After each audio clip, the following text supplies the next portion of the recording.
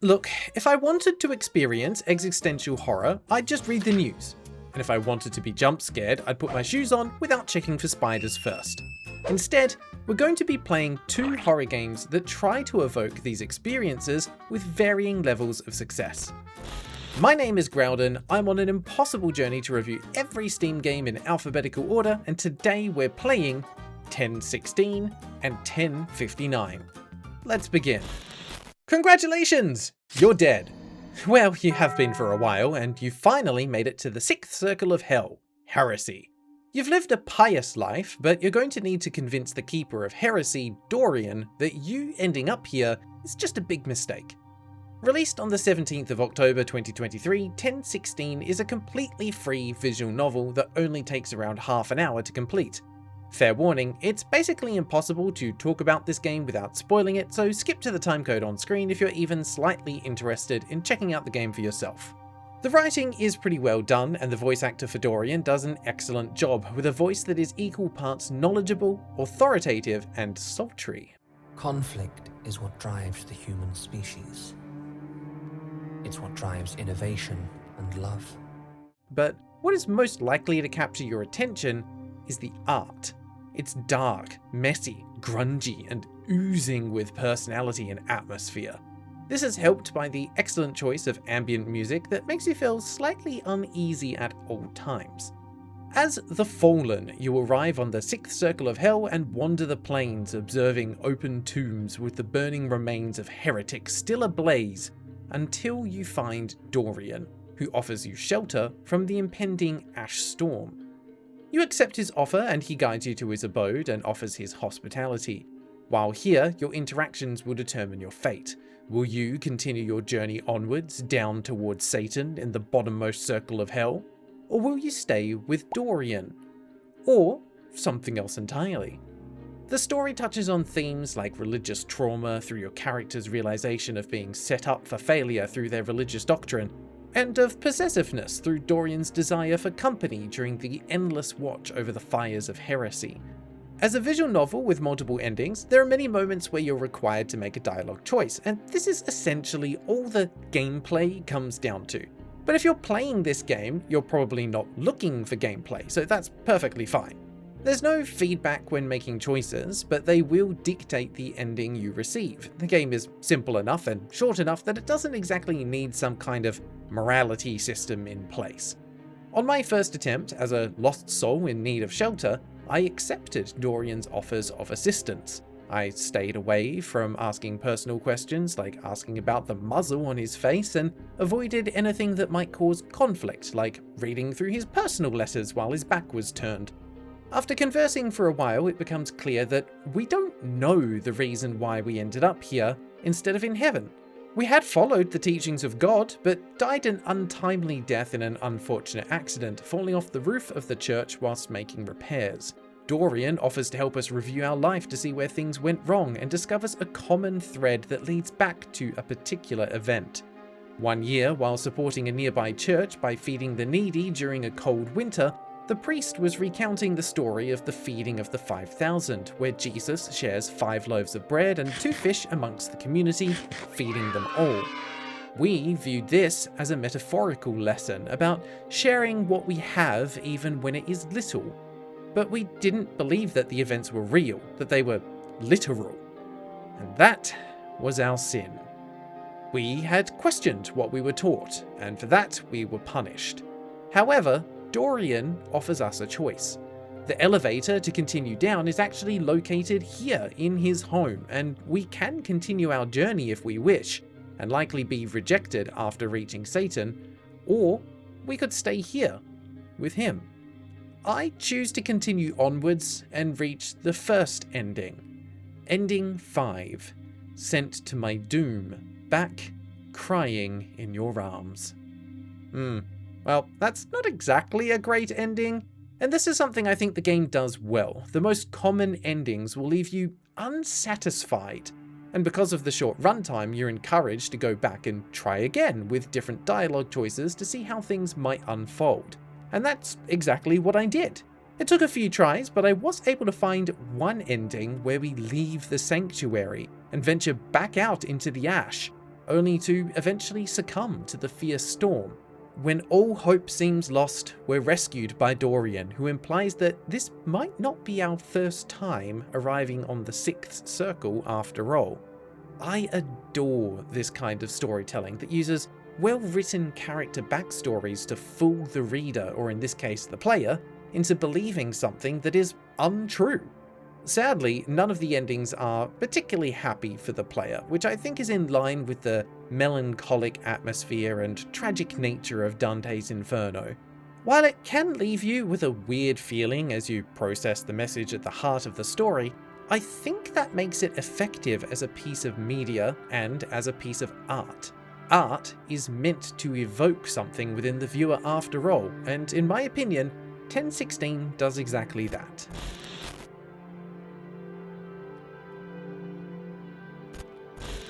Although the story of 1016 is relatively well written, it does have some flaws, and there are a few moments where the voice lines don't match with the written dialogue.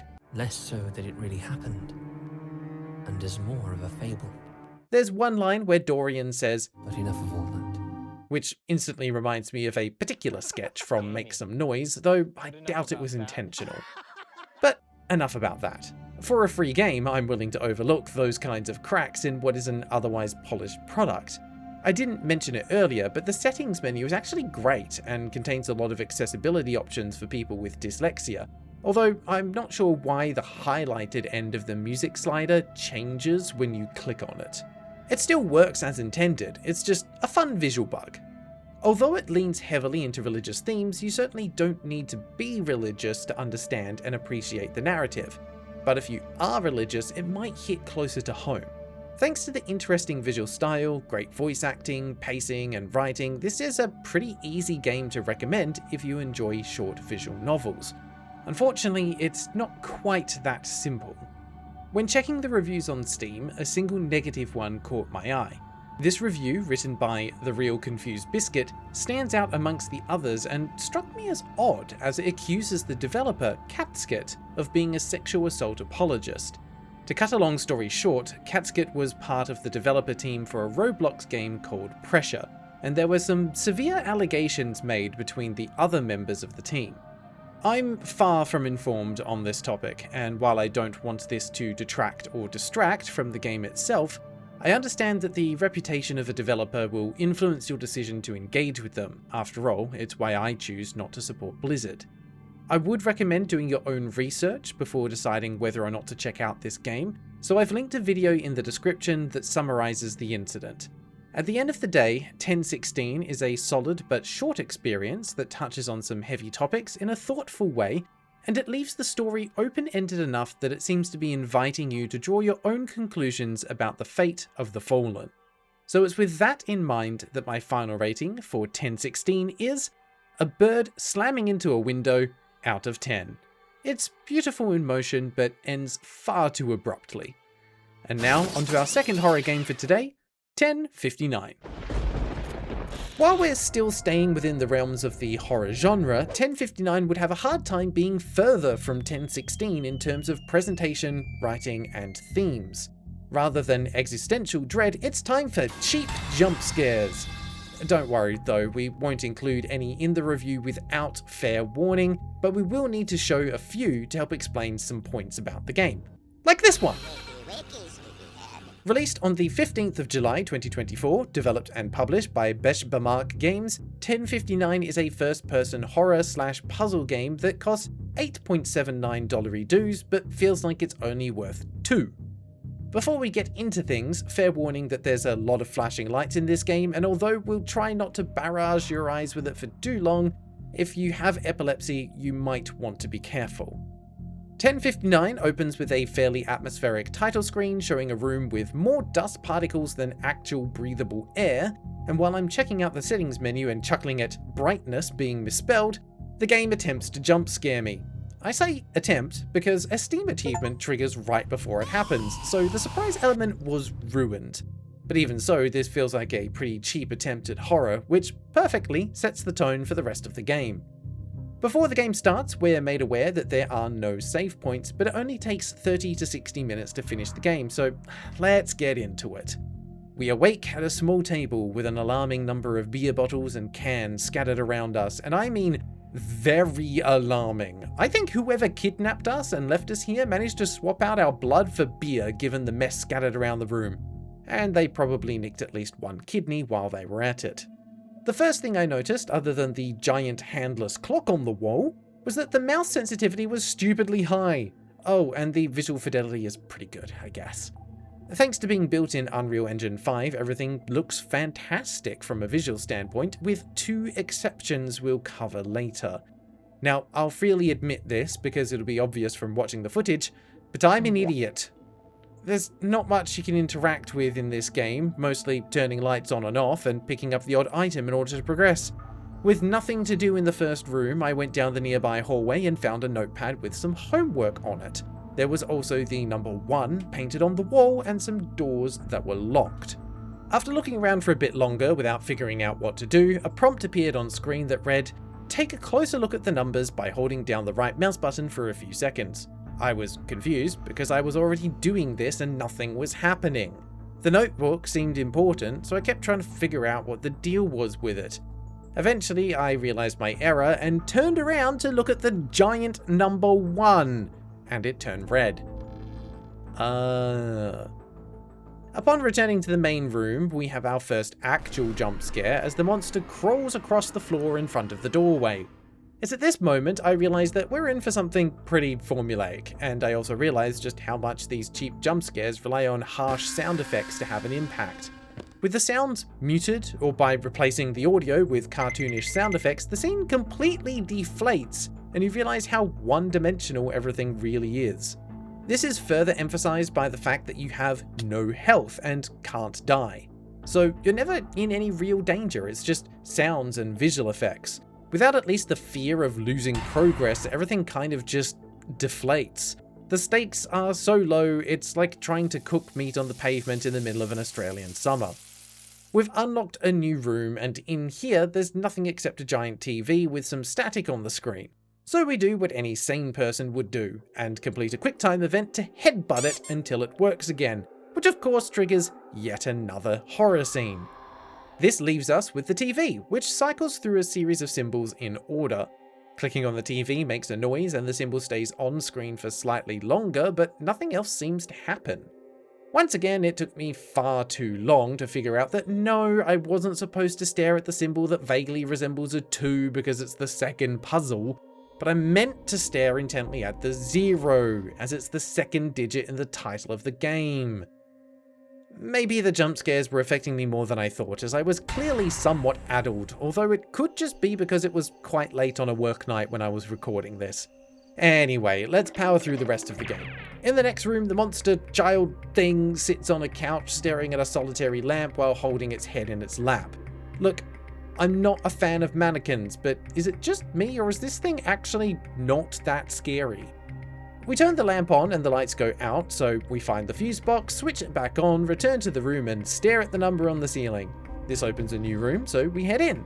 While walking around, I accidentally clicked this bookshelf instead of the door and instantly found the final number. However, we're not done yet. We still need to find the hands of the clock. Heading down a new hallway, we find a room with 3 locked doors. I spent way too long here turning light switches on and off, trying to find the combination that would solve the puzzle and open the doors. It turns out the actual solution is to go back to the room with the number 9, head through the door I tried to open earlier, and pull the switch on the central pillar. You may notice that there's room for 2 other levers here, so guess what we're doing? If you guessed walking down a hallway of AI-generated images twice and having an acid trip in between, I think you might be cheating. First up is the hallway of creepiness where the lever is in a portrait at the end. Of course, grabbing this triggers a jump scare on the way back out. Head back to the pillar, insert and then pull the new lever, and now we're off to the second room. Upon entering, the world begins to warp and distort as some kind of drug-induced psychotic event takes over as you rapidly walk past furniture until you arrive in a room strewn with beer cans and the monster sitting in the middle. Endure the flashing lights as it slowly walks towards you, and then be very confused when the perspective seems off because the game thinks you're still holding down the right-click button that makes your bionic camera eyes zoom in. Put the final lever in place and return once more to the 3-door room and head down yet another art-filled hallway, this time with AI-generated images of what are meant to be drawings of a child. So let's take a moment to address the elephant in the room. I'm not a fan of AI in artistic spaces, and heck, even outside of it for the most part, so seeing AI assets on this scale is pretty disappointing. On the one hand, creating images that don't make sense, look surreal and slightly off, and make me feel weirdly uneasy is something that AI is actually good at, and could be considered appropriate for this game as we're dealing with art as seen through the eyes of someone mentally unstable, someone who is losing their grip on and perception of reality. On the other hand, I don't doubt that an actual artist could do a better job and be more convincing at the same time. They've clearly added a lot of assets here, and yes, I'm purposefully avoiding using the word art when describing the output of an AI model, but you have to question why. The hallways are longer than they have any right to be, and nothing happens. So other than being nonsensical in layout to make you feel uneasy, it almost feels like nothing more than an opportunity to showcase these assets. I would have preferred a shorter hallway with 1 or 2 pieces of actual art that are both unsettling and convey information to the player about the main character or the monster's backstory. As it is, these images tell me nothing more than, "You're losing your mind," and "This monster was a child," a fact that is immediately told to the player by entering what is clearly a child's bedroom. Speaking of, we're locked in here until we once again find all of the 1059 digits, so solve the puzzles by tuning a radio, fixing homework scores, opening a window, and throwing toys into the void. Oh, hail the void! Job done, we've got the clock hand, so it's time to leave. But before we go, I want to point out that you can examine the small notes Bethesda style by turning them around in 3D space, only for there to be nothing on the backside of them, which is a missed opportunity for sure, and a weird thing to implement for absolutely no purpose.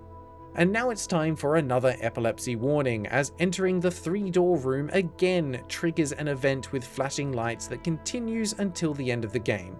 We head back to the main room, fix the clock, which unlocks the basement, head down and discover a bloodied axe with a note on it. Trying to go back upstairs triggers the final cutscene, and it seems like the thing that murders us is actually an alarm clock. Wonderful. And of course, the game ends with a screen advertising their other games, all of which appear to be of similar quality. At least it'll be a while before I have to play any of them.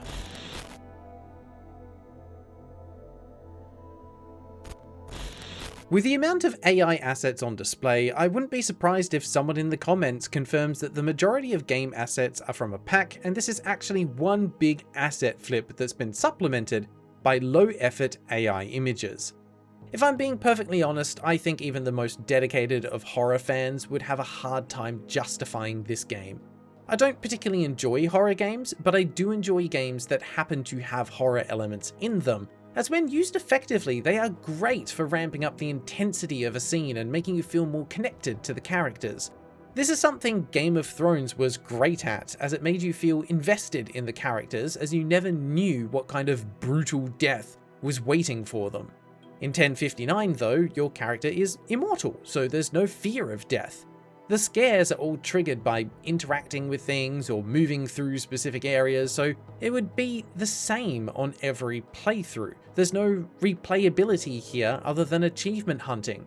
You're not actively having to escape or hide from an AI, so there's no fear that comes from unpredictability either. So once you realize that the game can't do anything other than put a few things in your face, play loud noises and flash lights at you, all of the fear fades away. Sure, the jump scares might still catch you off guard once or twice, but they certainly lose their impact because you've got no connection to the character or the world. What you're left with is some simple puzzle solving and a bunch of walking slowly from A to B as you backtrack through rooms for the umpteenth time. I even heard the ambient soundtrack loop multiple times, adding one extra element of broken immersion to the mix.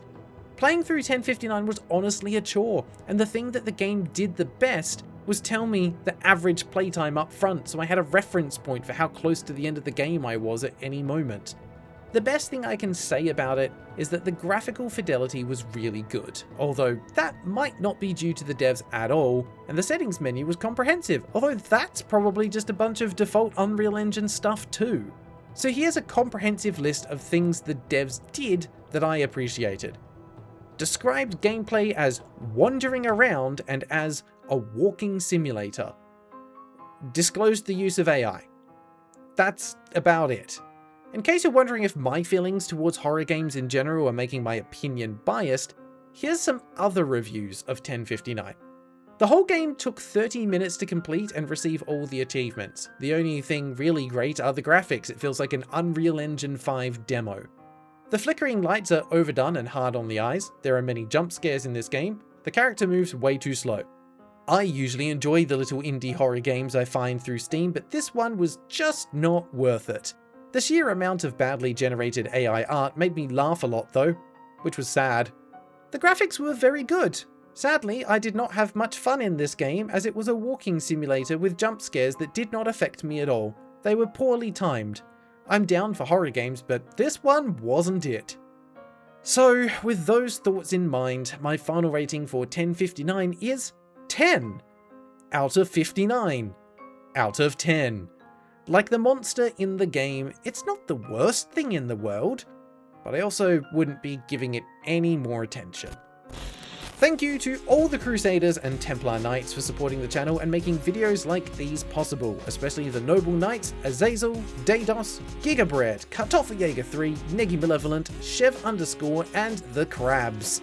And an extra special thank you goes to our 4 Knights of the Holy Grail, Automatistic, Gust, Freaky Feline, and Matey8.